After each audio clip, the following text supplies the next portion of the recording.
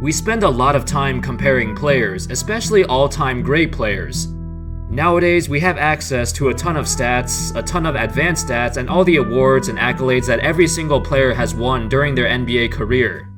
We have access to a lot of highlights, even going all the way back to the 1950s and 60s. We can easily watch hours and hours of highlights of our favorite players.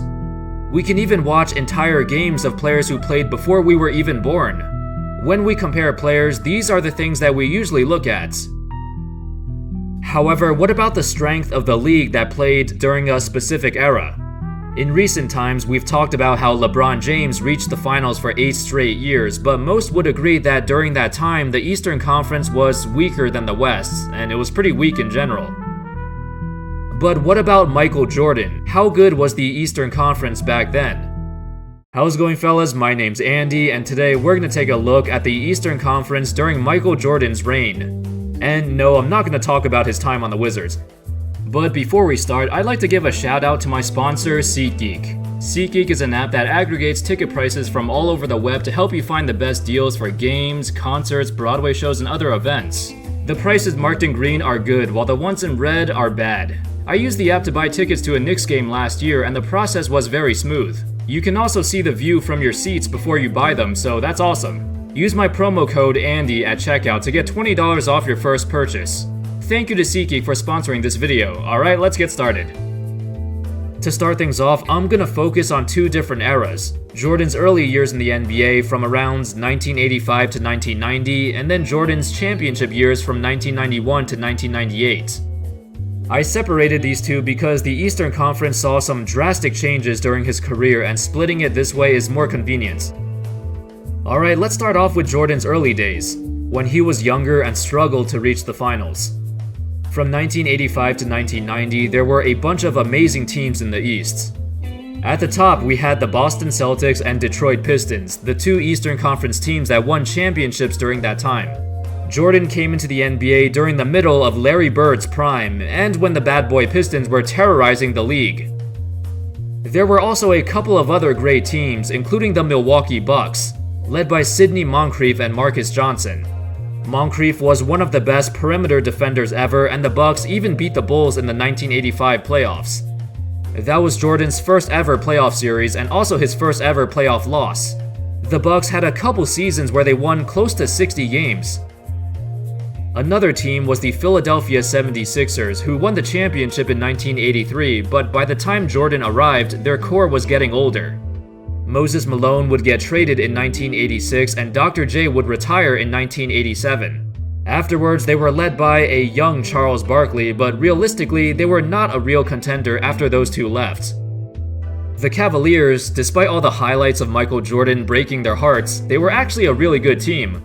With Mark Price, Brad Daugherty, and Ron Harper, they were really good, but they were a step below the Pistons and Celtics. During most of the 1980s, the Celtics were the best team in the East, and their 1986 roster was arguably the greatest Celtics team of all time. In fact, that team was one of the best in NBA history. Although Jordan dropped 63 points against them in the first round of the playoffs, him and the Bulls would still get swept. And later on, during the late 1980s, that's when Detroit started to dominate, as Jordan and the Bulls would lose to them for 3 straight years. This became a trend, and during this time, Jordan became incredibly frustrated. By the late 80s, the rest of the Bulls roster was starting to get better and gel, and they got Scottie Pippen, Horace Grant, and some good role players to help out Jordan. But at the same time, the bad boy Pistons were pushing the limits of physicality, even devising their own game plan, the Jordan rules, specifically to stop Jordan. His frustration with his team reached an all-time high, and according to the book Jordan Rules written by Sam Smith, Jordan would constantly criticize his teammates. He once told Horace Grant, "You're an idiot. You've screwed up every play we've ever ran. You're too stupid to even remember the plays. We ought to get rid of you." During practice, he once said, "They've got no idea what it's all about. The white guys, they work hard, but they don't have the talent. And the rest of them, who knows what to expect? They're not good for much of anything." The worst and funniest quote that Jordan has said was about Stacey King, the Bulls' backup power forward, and nowadays he's a commentator for the Bulls. Jordan said, "You ever hear of a guy 6'11 maybe and 260 pounds, a guy big and fat like that, and he can't get but 2 rebounds, if that many, running all over the damn court and he gets 2 rebounds? Big guy like that and he gets 1 rebound. I can't even stick his ass into people and get more than that. Big, fat guy. 1 rebound in 3 games. Power forward. Maybe they should call it powerless forward." Anyway, basically during the first part of Jordan's career, the Eastern Conference was a bloodbath, one of the strongest conferences in NBA history with some all-time great teams. It's reasonable why he struggled to win, especially being really young. Now, don't get me wrong, Jordan was still amazing even at a younger age. In fact, statistically, he was even better than his championship years. But the rest of his team was still developing, and as a teammate, young Jordan was quite cruel. Over the years, Jordan started to open up a bit and create better relationships with his teammates and the organization. Moving on to the second part of Jordan's career with the Bulls.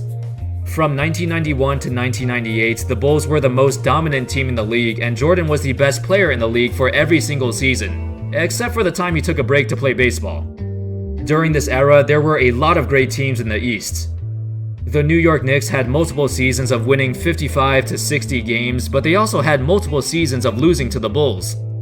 Their main guy, their superstar, was Patrick Ewing, but the rest of the team was solid. They had great players like John Starks, Charles Oakley, Anthony Mason. They had some amazing teams from top to bottom. And in 1992, they even pushed the Chicago Bulls to 7 games before losing. And in 1994, they reached the finals while Jordan was playing baseball and lost another tough 7-game series to the Houston Rockets.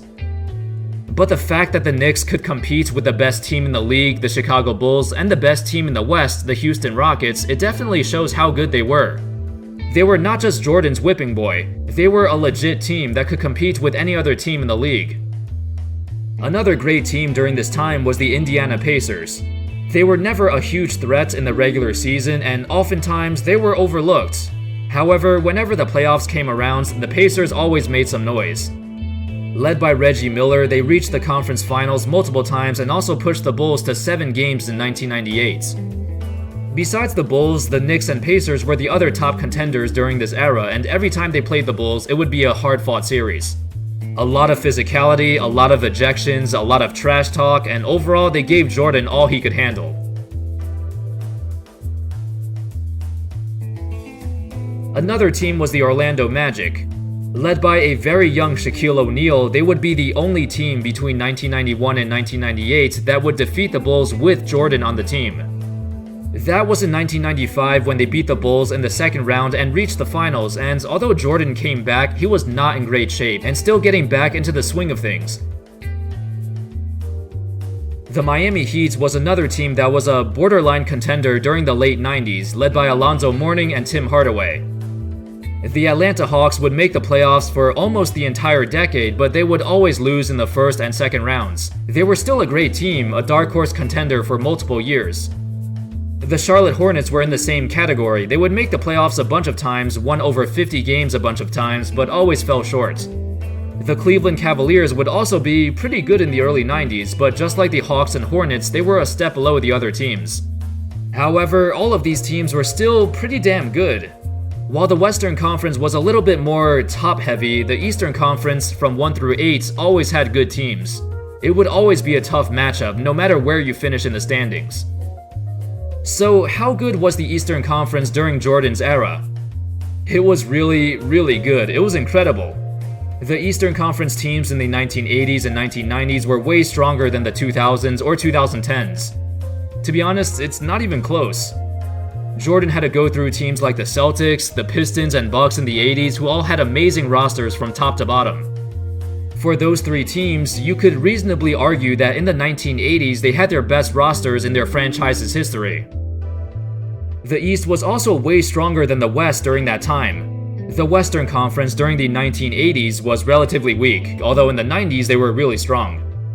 As for the Eastern Conference in the 90s, it was still very strong and very balanced, although a bit weaker than the 80s. Even though Jordan's Bulls dominated the 90s, it wasn't because the East was weak, it's because him and the Bulls were so good.